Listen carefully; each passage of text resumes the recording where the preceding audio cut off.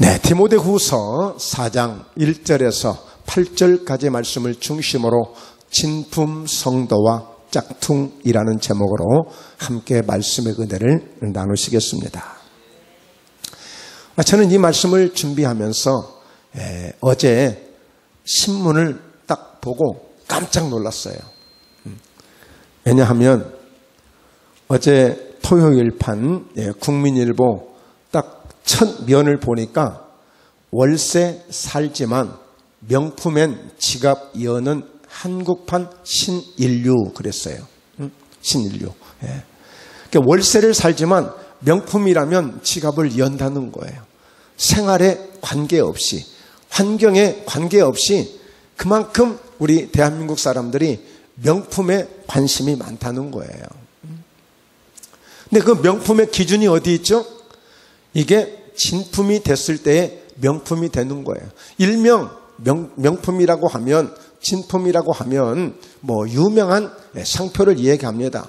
뭐 구찌, 뭐 루비통, 뭐 이런 상품들이죠. 그러나 사실 꼭 그것만이 최고는 아니잖아요. 얼마든지. 그래서 참 이 신문을 보면서 신기하다. 신기하다. 결국에 보면 그 명품이라고 하는 것은 사람이 만든 거예요. 그런데 하나님이 원하시는, 하나님이 찾고자 하는 그런 진품 성도를 오늘 찾으시는 하나님 앞에 영광을 돌리시는 예배가 될 수 있기를 주의 이름으로 축원합니다. 여러분 보통 보면 병아리를 처음에, 지금은 옛날에는 뭐 씨암탉을 통해서 이렇게 병아리가 이렇게 부화가 되잖아요. 그러나 지금은 그렇지 않아요. 부화하는 공장이 있어요. 공장. 공장이 있어서 수많은 수십, 수백, 수천 개의 그 알을 넣어놓고 온도를 맞춰서 부화를 시킨단, 병아리를 만들어낸단 말이에요. 그런데 그때 다 이 병아리가 그 닭을 키우는 양계장으로 가면 안 돼요. 말하자면 알을 낳을 수 있는, 육계를 할 수 있는, 그러니까 수탉과 암탉을 가릴 수 있는 이 병아리를 감별을 해서 이렇게 다 따로따로 구분을 해야 돼요. 예를 들어서 말하자면 이렇게 여러분 치킨 드시잖아요. 통닭집에. 그러면 꼭 큰 닭만 있는 게 아니라 작은 닭들, 이런 닭들이거든요. 그러면 주로 보면 수탉은 안 돼요. 그리고 양계장에 가는 닭도 수탉은 안 됩니다. 암탉이라 해야 돼요. 자, 그러면 그런 닭들을 구분을 해야 되는데 바로 부화하고 30시간 이내에 부화를 해야 돼요. 감별을 해야 돼요. 30시간 이내에. 그런데 약 3개월 정도 그 훈련을 받은 사람은 확률이 90%야. 그런데 한 6개월 정도 이 감별 훈련을 받은 사람은 98% 정도 정확성이 있어요. 이것을 감별하게 되는 거예요. 감별사라고 그래요. 자, 보석 있잖아요. 보석. 여러분 보기에 진짜 같아요? 짜가 같아요? 진짜입니다. 이거는 24K 진짜예요. 그런데 좋은 것일수록 가짜가 많은 거 아니겠어요? 그러니까 진품, 짝퉁. 진짜를 흉내내는 게 짝퉁이에요. 명품을 흉내내는 것이 짝퉁이에요. 여러분 보통 보면 옛날 이런 자기랄지 서예 글씨랄지 골통품들이 있잖아요. 그런 것들을 분별하는 감별사가 있습니다. 감정사가 있어요. 그러니까 그 병아리를 구분하는 사람은 감별사라고 합니다. 그러나 보석을 하는 사람들은 감정을 한다고 그러죠. 그러니까 진짜 보석이냐, 진짜 이것이 옛날 골동품이냐, 진짜 옛날 고려작이냐, 이조작이냐, 아니면 삼국시대 때, 신라시대 때 있었던 것이냐, 이런 것들을 감별하는 거 아니겠어요? 감정을 한단 말이에요. 감정을. 다 구분을 해요. 그래서 오늘 이 짝퉁을 찾아내는 것 아니겠어요? 그럼에도 불구하고 계속 짝퉁이 만들어지는 것은 이 진품에 대한 가치가 너무 좋기 때문에 이 짝퉁을 만들어서 한 번만 통과되면 아주 불로소득을 얻는 그런 큰 수익이 있기 때문에 짝퉁을 만드는 거예요. 우스운 얘기로 여러분, 이 진품과 이 짝퉁을 분별하는데 어느 어떤 분이 가방을 들고 가요. 그런데 갑자기 비가 옵니다. 근데 그분이 그 가방을 들고 가는 모습을 보니까, 멀리서 보니까 저게 진품인지 짝퉁인지 딱 알 수 있어요. 왜? 여러분, 진품은 비가 오면 비 맞을까 봐 가슴에 품고 갑니다. 그런데 짝퉁은 그 가방을 들고 비를 가리고 갑니다. 그런 차이가 있어요. 혹시 여러분들 비 올 때 가방 어떻게 하셨어요? 가슴에 비 맞을까 봐서 안고 가셨어요? 머리에 이렇게 가리고 가셨어요? 그냥 보통 일반적인 그런 상표야. 그런 제품들은. 자, 여러분들이 별로 그렇게 뜨겁게 반응하지 않는데요. 자, 그렇다면 말씀을 통해서 함께 살펴보도록 합니다. 자, 진품과 짝퉁의 차이, 즉 예수님이 보시는, 하나님이 보시는 이 진품과 짝퉁의 차이는 무엇일까? 오늘 아침에 우리 학생부 예배를 드리면서 그런 얘기를 했어요. 자, 이제 학년이 올라가게 되죠. 또 졸업을 하게 되죠. 또 학교가 바뀌게 되죠. 다양한 일들이 있지 않습니까? 근데 그럴 때마다 뭘 우리는 얻게 돼요? 결과를 얻게 되는 거예요. 졸업하는 학생들, 그동안 고생했지만 참 보람이 있다. 잘 맞춰서 이렇게 자랑스러운, 영광스러운 졸업장을 받게 되니까 참 뿌듯하다. 이런 결과가 중요한 것 아니겠어요? 그러나 어떤 학생들 보십시오. 뭐 우리 주변에 그런 학생이 없겠습니다만 가끔 보면 학교 생활이 중간에 중단되는 학생들도 많아요. 사고를 쳐서 아니면 어떤 이유로, 어떤 사연으로 그럴 수 있는 것입니다. 그래서 이 학생들 들어가는 입학도 중요해요. 이번에 학생들이 새롭게 또 중학교에 들어가고 고등학교에 들어가는 이런 학생들 있지 않겠어요? 대학에도 들어가고 얼마나 기대가 되고 설레입니까? 또 두렵기도 하고 또 뭔가 궁금하기도 하고 다양한 그런 일들이 있겠죠. 자, 입학이 중요합니다. 그런 학생들 뭐니 해도 입학만큼 중요한 것은 과정이에요, 과정. 그리고 과정만큼 또 중요한 게 뭐냐? 결과. 학교를 들어갔는데 졸업하지 못하면 안 되잖아요. 잘 마치고 졸업을 하고 또 그 이상의 꿈을 계속 만들어가는, 꿈을 이루어가는 그런 역사를 계속 연결해야 된단 말이에요. 마찬가지로 우리 신앙생활도 시작도 중요합니다. 예수 믿는 것 굉장히 중요해요. 우리 전도하는 것 굉장히 중요하잖아요. 그러나 그 전도한 영혼들이 잘 정착을 하고 잘 믿음으로 성장을 해서 마침내 어디까지? 결과를 얻어야 돼. 결과를 얻어야 돼. 그러니까 결국에 예수님이 원하시고 하나님이 원하시는 진품과 짝퉁의 차이는 어디 있느냐? 신앙생활을 잘하는 것. 그래서 마지막 결과까지 만들어갈 수 있는 진정한 성도가 진품 성도, 진짜 그리스도인, 진짜 교인, 진짜 성도가 될 줄로 믿습니다. 그렇게 되어지는 거예요. 아무리 그동안의 신앙생활을 열심히 했지만 예수님에게 12제자라는 그런 특별한 선택을 받고 예수님의 제자가 되어져서 3년 반을 가까이 함께 이렇게 했지만 그러나 마지막 끝까지 결과를 얻지 못한 가룟 유다, 오죽하면 차라리 태어나지 않았더라면 참 좋을 뻔했다고 그래요. 예수님께서 얼마나 아쉬우면 그래요. 얼마나 속상하면 그래요. 얼마나 안타까우면 그래요. 왜 지금까지 그 고생을 많이 해놓고 그 수고를 많이 해놓고 갈라디아서 3장을 보면 너희가 처음 믿을 때 그렇게 성령으로 시작했더니 이제는 육체로 일을 마치려 하느냐. 그 믿음으로 시작했고 그 은혜로 시작했고 그렇게 열정을 다하고 그 믿음을 다했던 그 믿음이 어디로 가버리고 이제는 육체로 모든 것을 마치려 하느냐. 여러분, 우리 신앙생활은 이렇게 지금 과정 속에 있습니다. 과정 속에 있어요. 그러나 우리에게 반드시 결과는 오게 됩니다. 그 결과를 우리가 얻을 때에 바로 신앙생활을 잘했다는 증거, 내가 진품으로 살아왔다는 그 증거는 결과를 통해서 얻을 수 있는 거예요. 지금 좀 부족해 보이고 사람들이 볼 때는 내 믿음을 우습게 볼지 모르겠지만 그러나 하나님이 보시는 기준은 또 있기 때문에 나름대로 그 주님을 향해서 달려가는 저와 여러분 가운데 진정한 그리스도인의 아름다운 열매가 있는 그런 신앙생활이 꼭 될 수 있기를 주의 이름으로 축원합니다. 자, 그래서 진품과 짝퉁의 차이는 예수님이 보시는 관점에서 한번 보자면 이 말씀을 소개하는 것입니다. 마태복음 7장 15절 함께 읽습니다. 거짓 선지자들을 삼가라. 양의 옷을 입고 너희에게 나아오나 속에는 노략질하는 일이라. 이런 말씀을 보면 사실 목사님들은 모르겠어요. 그러나 저는 주의 종으로서 늘 그냥 깜짝깜짝 놀라요. 사실 이런 말씀들을 이렇게 소개하다 보면. 왜냐하면 거짓 선지자들을 삼가라는 거예요. 조심하라는 거예요. 말하자면 가짜 주의 종을 조심하라는 겁니다. 가짜 주의 종. 그게 거짓 선지자예요.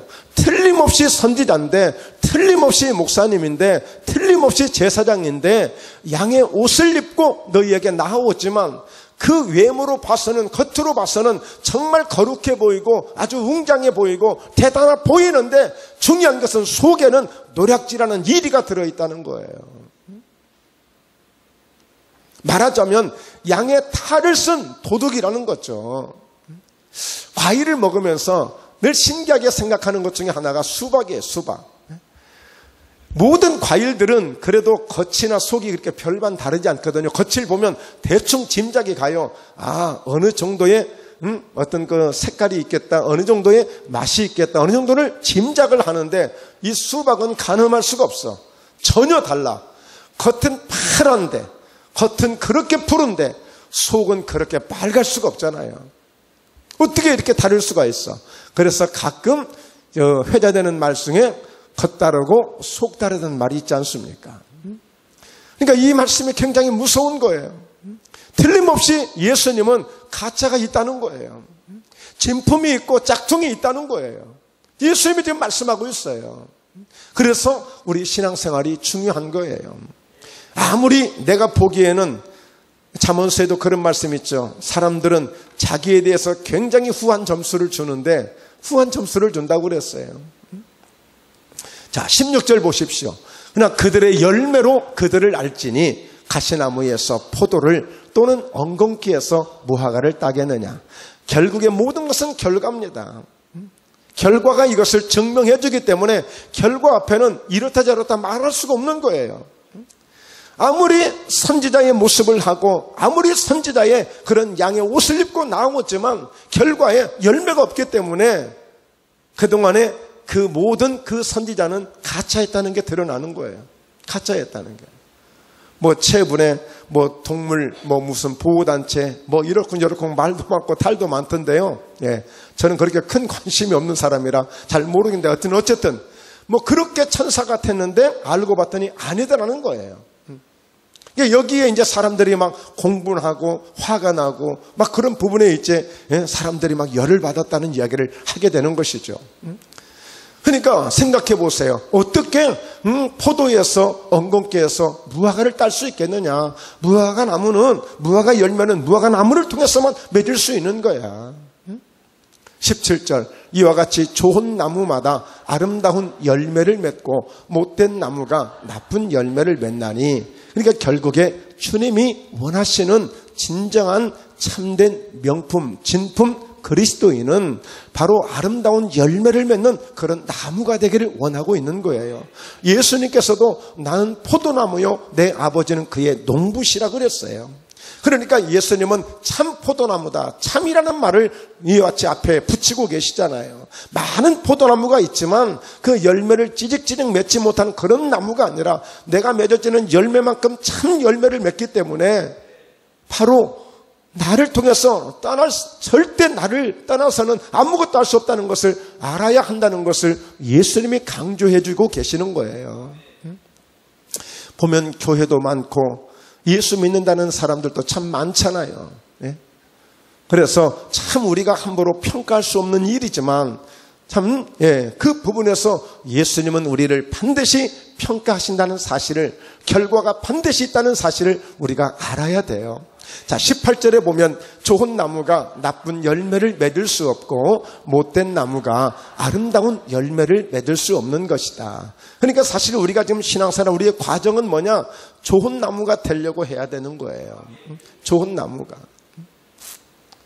그래야 이 결국에 내가 열매를 맺으려고 신앙생활을 하지만 사실은 여러분 이 못된 나무가 좋은 열매를 맺을 수 없기 때문에 우리는 좋은 나무가 되어야 돼. 그래서 예수님은 내가 참 포도나무다. 내게 붙어 있으면 저절로 열매를 맺는다고 그러니까 잘 말해서 좀 우리말로 직설적으로 표현하자면 종자가 좋아야 한다는 거예요.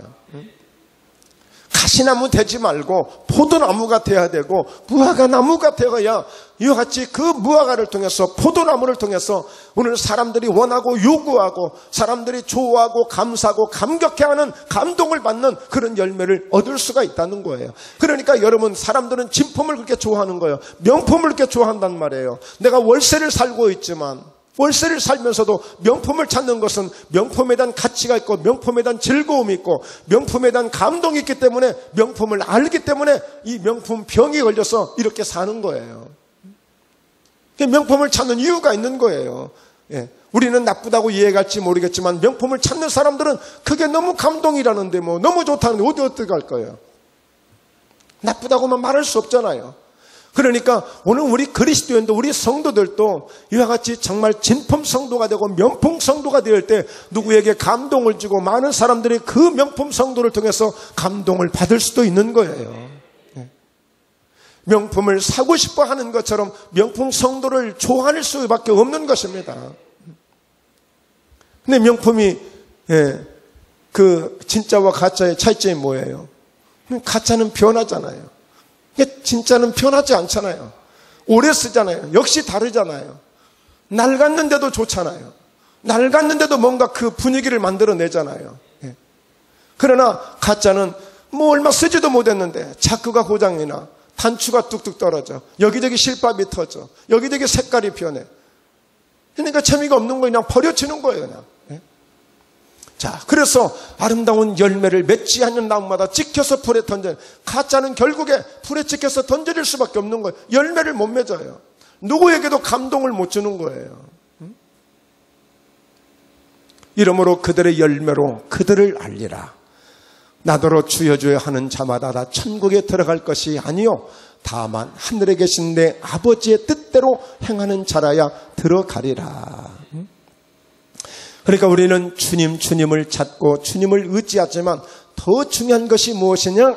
그것은 내 믿음으로 가는 것이 아니라 오늘 내 아버지의 뜻대로 행하는 자에 들어가기 때문에 우리가 주님을 찾고 우리가 주님을 부를 때는 내 뜻이 아닌 주님의 뜻을 구하는 우리의 믿음이 필요한 것입니다.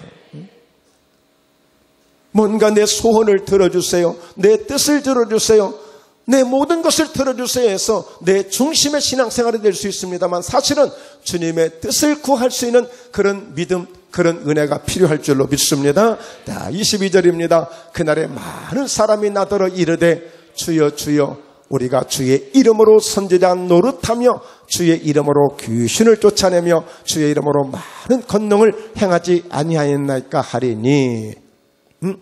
그랬더니 23절에 그때 내가 그들에게 밝히 말하되 내가 너희를 도무지 알지 못하니 불법을 행하는 자들아 내게서 떠나가라 하리라.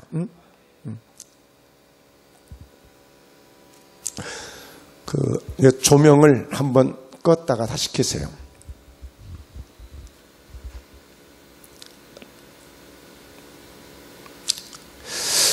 지금부터 2009년도니까 전기를 껐다가 켜세요. 밑에는 2009년도 10년 전인데 제가 경기도에서 그때 딱 그 한 교회를 개척하고 그 교회를 통해서 이제 15년이 됐을 때 제가 그 교회를 내려놔야 되겠다는, 사임을 해야 되겠다는 그런 어떤 결정적인 순간이 올 때 제가 그때 너무너무 고통스러웠습니다. 너무너무 고통스러웠어요. 너무 힘든 거예요. 그래서 하루는 그냥 훌쩍 아무 계획도 없이 훌쩍 경기도 파주시에 있는 오살리라는 곳에 오살리 기도원이 있어요. 여의도 순복교 유명한 기도원이거든요. 거기를 갔습니다. 그때 제가 경기도에 있을 때인데 그냥 훌쩍 갔어요.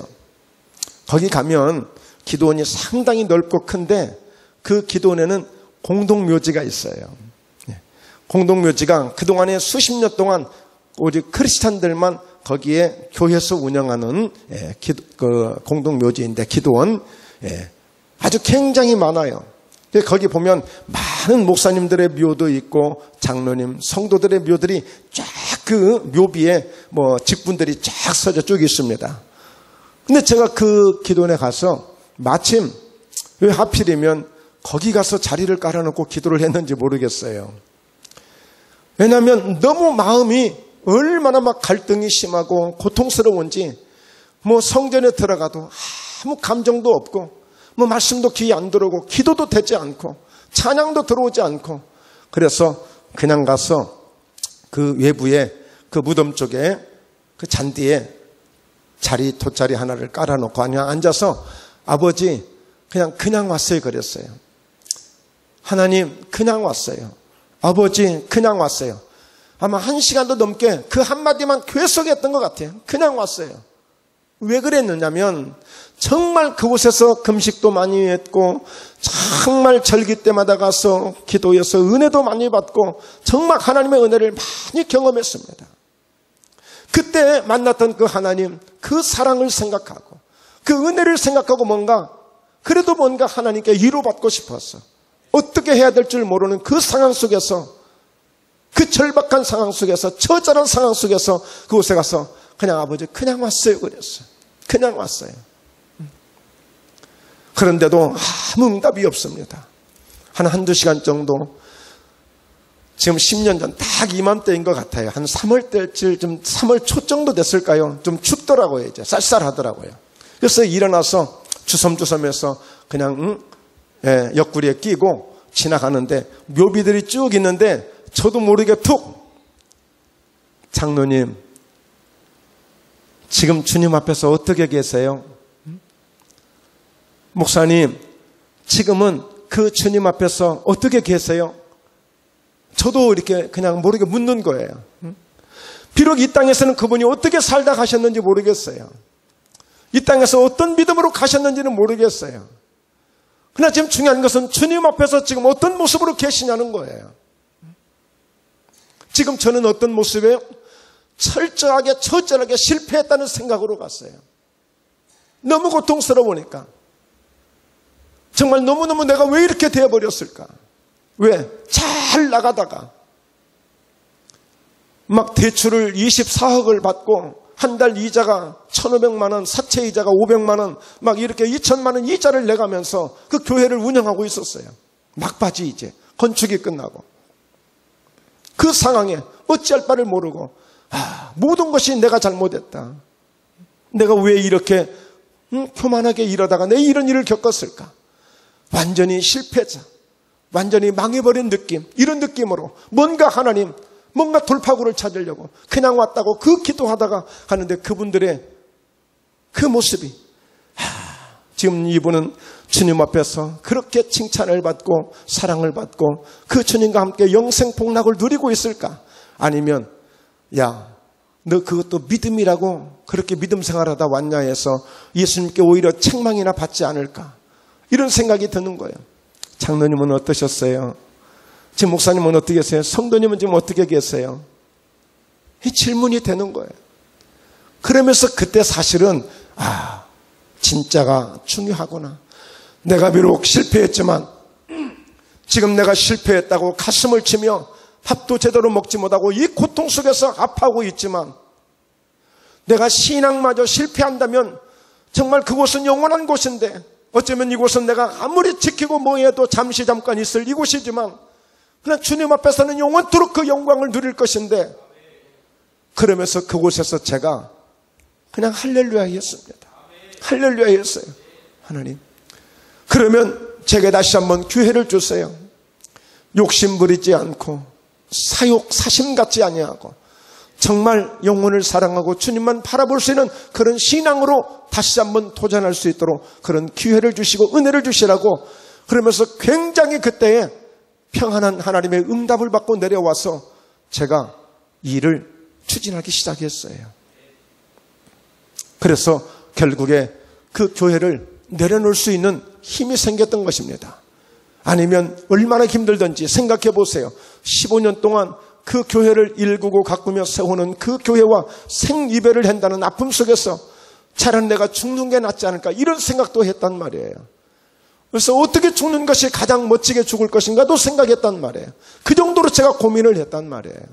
그런 상황에 중요한 것은 내려놓는 것도 아프고 힘들고 이것이 큰 실패의 증거가 되겠지만, 그러나 더 중요한 것은 주님 앞에서 그래도 힘들고 어렵지만 견디며 끝까지 승리한 모습으로 주님 앞에 서는 것이 더 중요하겠다는 그런 생각을, 그런 마음을, 그런 감동을 받고 정말 편안한 마음으로 그 기도원에서 내려올 수 있었습니다. 어떤 부흥회를 참석한 것보다도. 그래서 지금도 가끔은 그 교훈을 돌아보며 생각하게 돼요. 지금 이제 다음 주면 제가 목포에 온 지 딱 7년을 마치게 돼요. 7년을. 그러면서 새삼 다시 한번 돌아보는 그런 계기를 만들고자 기도하는 중에 오늘 이 말씀을 전하게 되어지는데, 사랑하는 성도 여러분, 정말 목포예담교회 김택수 목사가 사랑하는 성도들에게 정말 간구하고 부탁할 말이 있다면 반드시 우리에게 이런 기회가, 이런 때가 온다는 사실을 아시고, 이 땅을 살아가는 동안에 정말 여러분들이 한자리 지켜주시는 것 감사하고, 여러분 직분 하나 감당해 주시는 것 감사한 일이지만, 그러나 끝까지 우리 신앙, 내 믿음을 지켜서 주님 앞에 추후에 후회 없이 잘했다 칭찬받는 그런 그리스도인이 되도록 우리가 힘써야 될 줄로 믿습니다. 이 땅에서 좀 되고 안 되고 그럴 수 있습니다. 그러나 그거 별거 주님 앞에서 아무 관심 없어요. 자, 오늘 여러분 보십시오. 어떤 성도가 이야기합니다.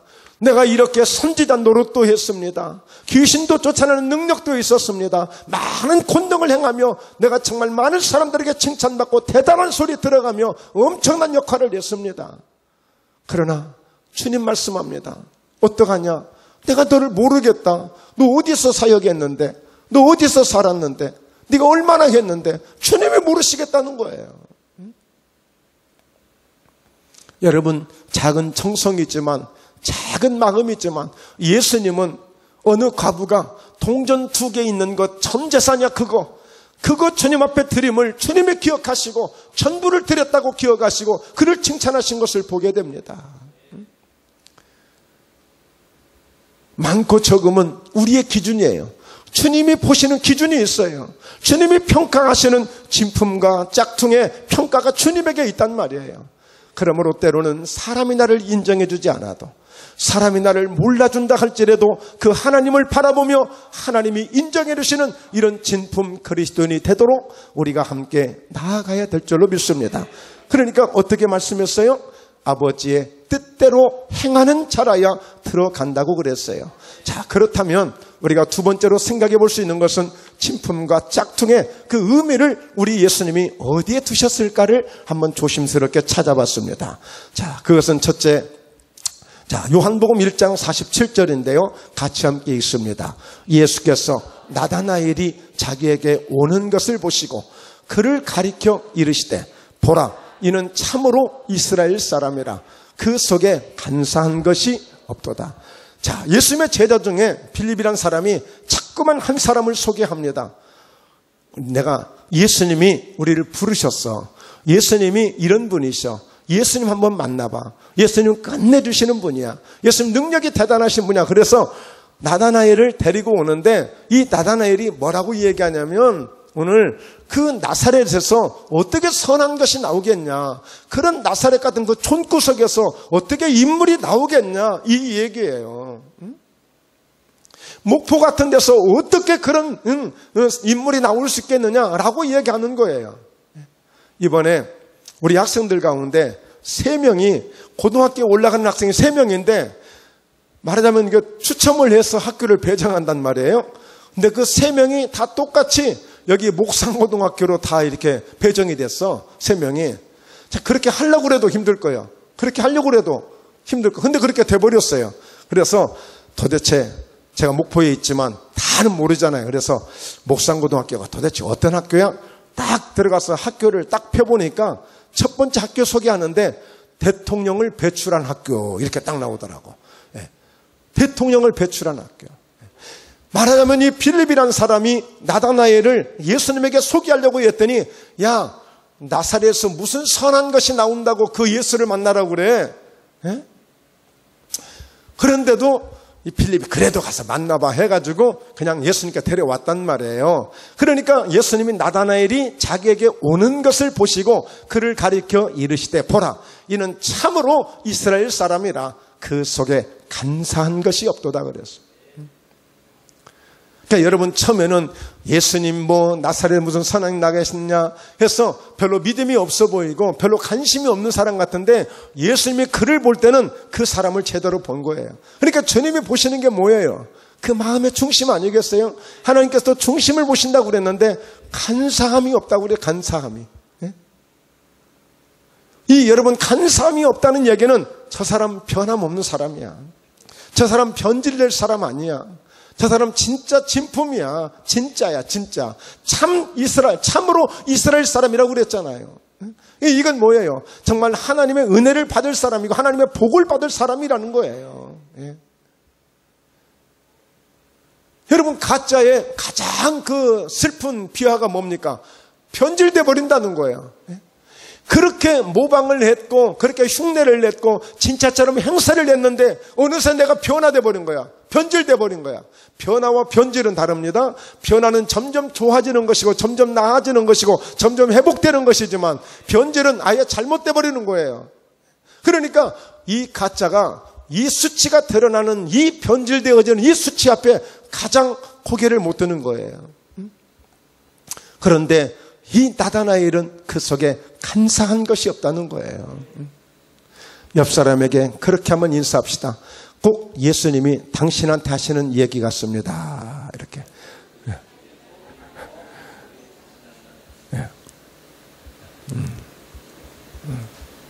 얼마나 좋아요. 돈이 있어서 인정받는 것보다 유명해서 인정받는 것보다 그 한 가지 정말 너무너무 좋을 것 같아요. 그래. 다른 건 몰라도 김 목사야 내가 네 속 그거 하나 내가 인정한다 이러신다면 참 좋을 것 같아요. 일단. 예. 저는요 저희 사모님한테 100가지 중에 99가지를 인정을 못 받아요. 잘 못해가지고. 근데 한 가지 딱 인정받는 게 있어요. 한 가지. 얼마나 천만다행인지 몰라. 아무리 힘들고 아무리 어렵고 아무리 고통스러워도 좌절하지 않는다는 거. 항상 뻥친다는 거. 예. 잘 될 것이라고 그러고 걱정하지 마라 그러고 그거 하나 인정해 주셔요. 이따 가서 다시 물어볼게요. 또 다른 거 인정하는 거 있냐고 제가 또 물어볼게요. 못하는 게 너무 고생을 많이 시켜가지고 그래요. 여러분 정말 이 예수님이 인정하시는 거예요. 간사함이 없다는 거. 우리 신앙생활 하면서요 정말 주님 앞에 정말 이런 모습 얼마나 예뻐요. 정말 목포에 함께 사랑하는 성도님들 여러분들은 이런 소중한 마음들을 갖고 계신 것을 정말 축복하고 축하합니다. 자, 그리고요 또 두 번째 이렇게 보면 이 다윗을 이렇게 또 하나님이 인정해 주시는데 자 함께 읽어볼까요? 패하시고 다윗을 왕으로 세우시고 증언하여 이르시되 내가 이새의 아들 다윗을 만나니 내 마음에 맞는 사람이라 내 뜻을 다 이루리라 하시더니 그러니까 결국에 여러분 다윗은 예수님이 보실 때에 내 마음에 맞는 사람이래. 왜? 하나님이 뭔가 말씀하시고 하나님이 뭔가 기뻐하시는 것이라면 다윗은 모든 것을 내걸고 그 일을 해요. 그러니까 다윗이 왕이 되니까 기고만장한 것이 아니라 왕이 되니까 가장 먼저 했던 게 뭐냐면 어떻게 하나님의 성전이 저 광야에서 성막으로 저대로 있을 수 있느냐 들판에. 나는 이렇게 왕궁에서 이렇게 좋은 곳에서 살고 있는데 그러니까 다윗이 가장 먼저 한 것이 그 들판에 있는 그 성막을 성전을 잘 건축해서 바로 성전에 그 성막을 모시기를 원해서 그 일을 한 거예요. 그런데 다윗이 하나님 앞에 그렇게 성전을 건축하려고 했더니 나단 선지자를 통해서 안 된다는 거예요. 너는 너무 전쟁을 많이 했고 피를 많이 흘렸기 때문에 너를 통해서 성전을 건축하는 것은 이것은 덕이 못 된다는 거예요. 그래서 그 아들 솔로몬을 통해서 성전을 건축하게 되는데 그러니까 오늘 여러분 이게 뭐예요? 즉 다시 말해서 하나님이 그 다윗을 통해서 그 성막을 그 법궤를 그렇게 소중하게 여겼던 것은 그 법궤가 하나님의 임재를 의미하는 것이고 예수 그리스도를 상징하는 것이거든요. 그러니까 다시 말해서 네가 왕이 되지만 바로 진정한 왕은 나야, 나 하나님이야. 그러니까 그것을 다윗에게 늘 알게 하셨고 다윗은 그 사실을 인정하고 고백하고 하나님을 그렇게 모시는 사람이었어요. 그러니까 내 뜻을 다 이룰 사람으로 내 마음에 맞는 사람 다윗을 인정하게 된 거예요.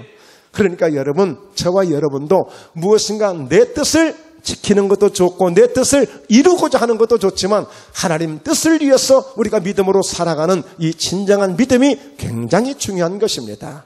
그래서 예수님께서도 내 뜻대로 마옵시고 아버지의 뜻대로, 아버지의 원대로 되기를 원합니다 라고 고백하지 않았어요?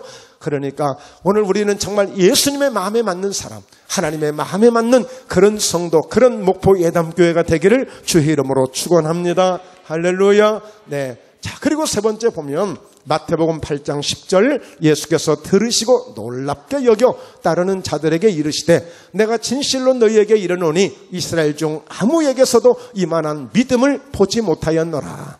믿음입니다. 믿음. 예수님께서 인정하실 만한 믿음, 예수님께서 축복하실 만한 믿음, 이 믿음이에요. 믿음.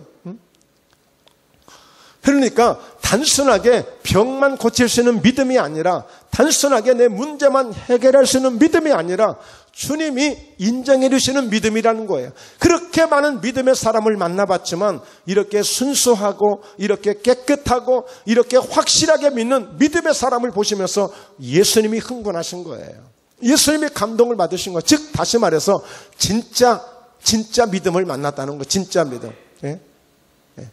그러니까 여러분, 이런 진짜 믿음은 어떤 환경에서도 변함이 없다는 거예요. 어떤 환경에서도 예수님의 약속을 믿는 거예요. 즉 다시 말해서 집에 있는 하인이 내 문제도 아니야, 내 자식도 아니야, 내 가족도 아니야, 그냥 하인이야. 하인.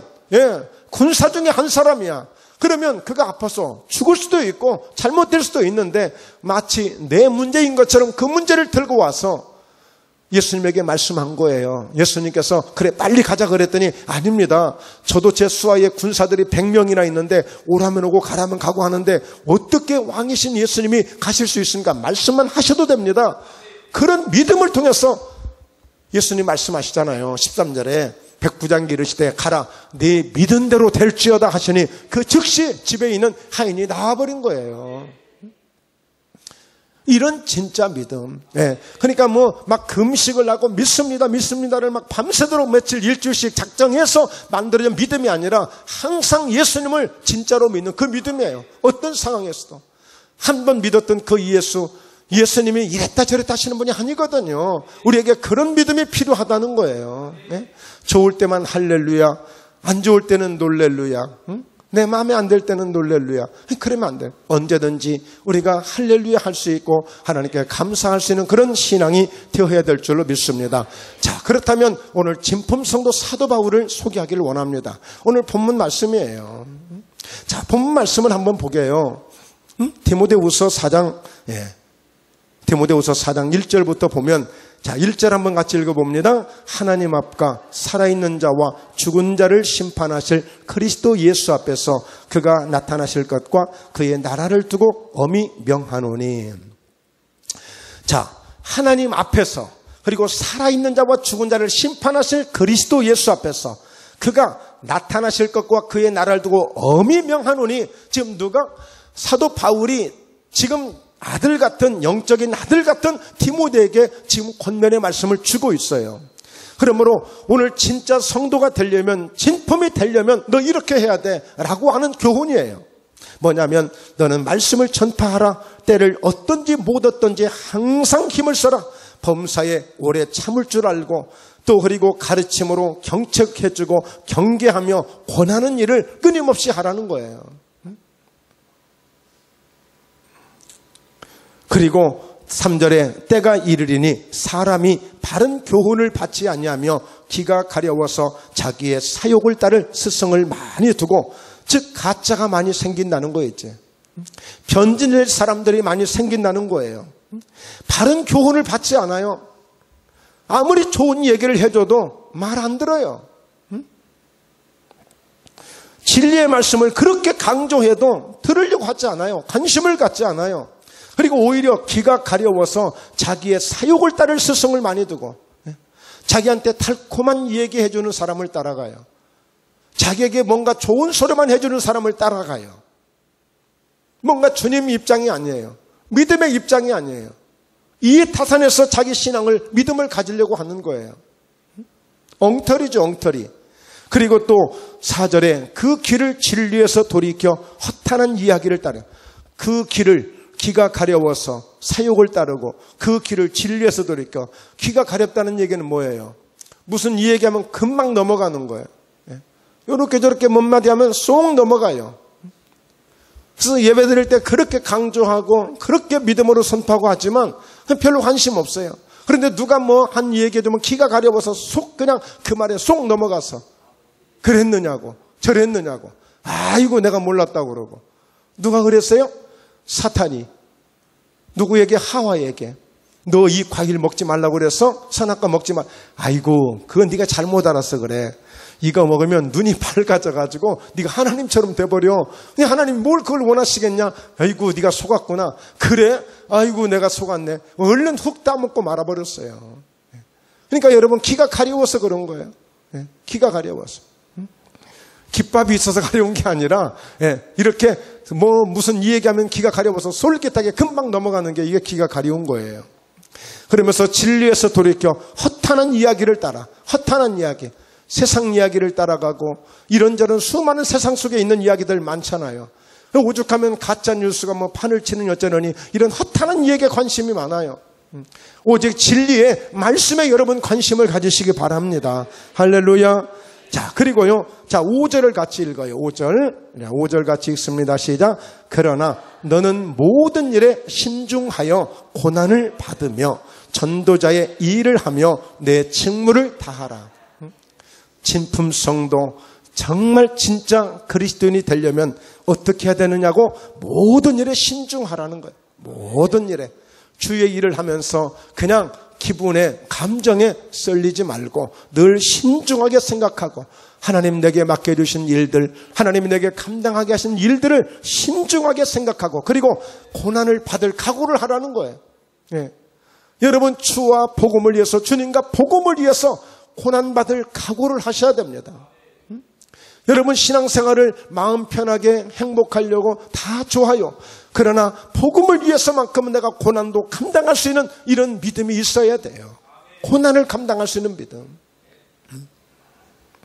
그리고 전도자의 일을 하며 여러분 전도팀만 전도하는 게 아닙니다. 모두가 다 함께 전도해야 됩니다. 할렐루야. 오늘 아침에도 학생들한테 그런 얘기했어요.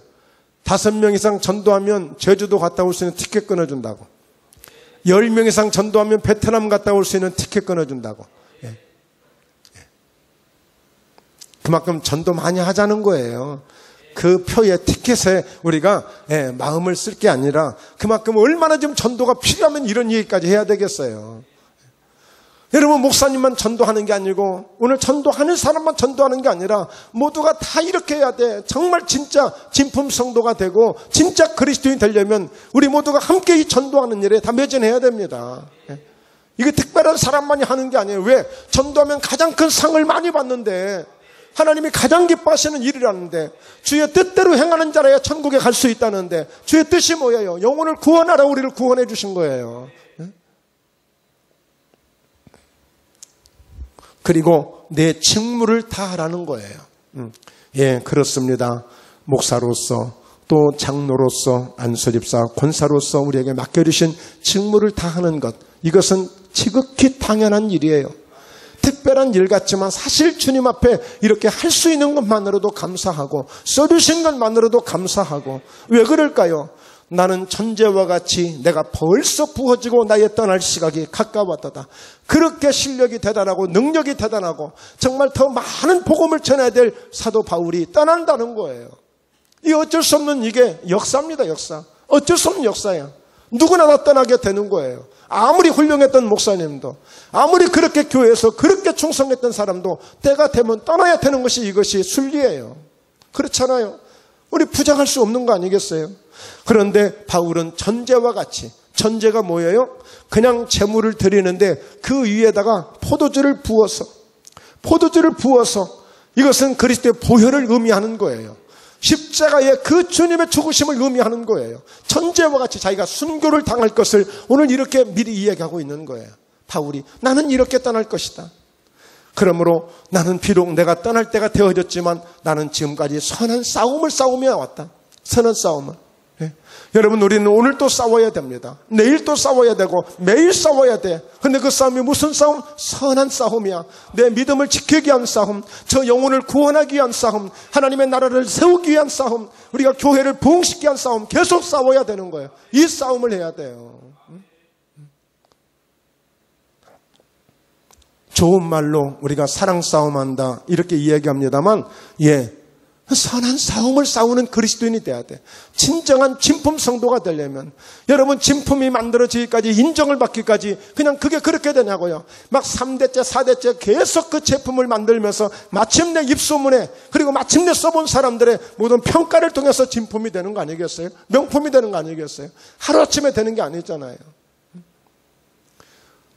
우리 마음 같아서는 오늘 당장이라도 뭔가 막 일이 막 이렇게 이루어졌으면 좋겠는데, 근데 명품이 하루아침에 되는 게 아니란 말이에요. 그리고 나의 달려갈 길을 마치고 항상 결과가 중요하다는 거예요.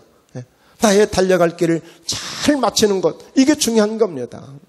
하다가 어그러져서 안 되잖아요. 중단돼서도 안 되잖아요. 끝까지 우리 가야 되잖아요. 그게 십자가의 길이에요. 주님이 여러분 중단되셨다면 안 되는 거예요.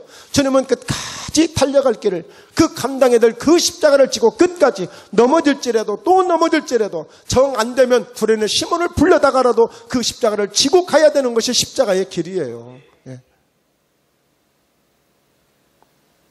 그래서 우리는 벳세메스로 향하는 암소 2마리와 같이 끝까지 달려갈 길을 다 마치고, 뭐 했습니까? 자기가 그렇게 힘들게 끌고 왔던 수레를 그 자리에서 패버렸던 그 수레를 가지고 불쏘시개를 만들어서 그곳에 그 자기를 들여서 번제로 바쳐지는 것이 벳세메스로 향한 암소 2마리였어요. 나의 달려갈 길을 그렇게 마치고 내가 믿음을 지켰더니, 그게 실패한 것이 아니라, 그게 짝퉁으로 가짜로 살아온 것이 아니라 진짜에게 주는 바로 의의 면류관, 영원토록 누릴 그 면류관이 포장되어 있다는 것입니다. 그러므로 의로우신 재판장이 그날에 내게 주실 것이며, 내게만 아니라 주의 나타나심을 사모하는 모든 자, 목포에 담교회 모든 성도들에게도 주시는 약속이라는 말씀입니다. 할렐루야. 이것이 진품 성도로 살아가는 사도 바울의 진정한 선포고 고백인 것입니다. 오늘 우리도 이 진품 성도는 마지막 날에 할 말이 있는 거예요. 그런데 제가 가장 슬펐던 게, 10년 전에 슬펐던 게 할 말이 없는 거예요. 그러니까 예수님에게 떳떳하게 기도도 못하고 그냥 왔다고 밖에 할 말이 없는 거예요. 그냥 왔다. 왜? 모든 게 다 실패야, 실패. 아무것도 내놓을 수 없는 거야. 그렇게 실패자로만 본 거예요. 그런데 오늘 이와 같이 진짜가 있다는 것을 깨닫게 해주시고 다시 한번 소망을 갖게 해주신 그 주님 앞에 영광을 돌리고 감사를 드리게 되는 것입니다. 그러면서 내게 주어지는 수많은 고난이 몇 년 동안 있었지만 그 고난을 견딜 수 있었던 것은 정말 이와 같이 진짜 그리스도인이 주신 상이 있음을 바라보고 이길 수 있고 견딜 수 있었던 것입니다. 결론입니다. 우리에게 주시는 진품 성도들이 받을 상이 있다는 이 사실 앞에 우리 모두가 함께 힘을 내시기 바랍니다. 고린도후서 5장 9절입니다. 그런즉 우리는 몸으로 있든지 떠나든지 주를 기쁘시게 하는 자 되기를 힘쓰노라. 그렇습니다. 우리가 지금 살고 있든지, 그리고 결국에 우리가 이 세상을 떠나든지, 오늘 우리의 중심은 항상 주님을 기쁘시게 하는 자 되기를 힘쓰는 일에 우리가 함께 나아가야 됩니다. 왜? 하나님은 살아계신 실제입니다. 실제. 가설이 아니에요. 그냥 가상이 아니에요. 종교가 아니에요. 실제입니다. 이 사실이 반드시 이루어진단 말이에요. 10절. 이는 우리가 다 반드시 그리스도의 심판대 앞에 나타나게 되어 각각 선악간에 진짜와 짝퉁 간에 그 몸으로 행한 것을 따라 받으려 함이라고 그랬어요. 누구한테 탓할 수가 없는 거예요. 누구한테도 탓할 수가 없어요. 결국엔 내가 내 믿음으로 내 상을 내가 받는 거예요. 마지막 결론입니다. 요한계시록 22장 12절 큰 소리로 읽습니다. 보라, 내가 속히 오리니 내가 줄 상이 내게 있어 각 사람에게 그가 행한 대로 갚아주리라. 큰 소리로 하나님 감사합니다. 네, 이 고백입니다. 상이 있다는 거예요. 그러므로 낙심하지 말고 절망하지 말고 그 주실 상을 바라보며 달려갈 때 이 상은 돈으로 살 수 없는 것입니다. 명예로 살 수 없고 권력으로 살 수 없는 거예요. 오직 하나님의 위로부터 주시는 그 상입니다. 이 상 하나가 우리에게 영원한 생명을 보장해주고 영원한 우리의 영생 복락을 보장해 주시는 가장 위대한 상이 되는 줄로 믿습니다. 이 상을 받는 목포예담교회 우리 모든 성도들 한 가족 되시길 주의 이름으로 축원합니다.